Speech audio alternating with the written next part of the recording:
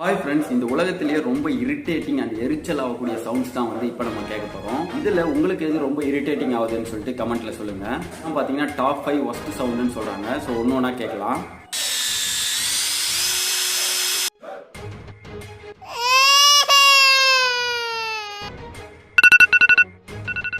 Okay, இது கொஞ்சம் கடுப்பாக தான் இருக்குது.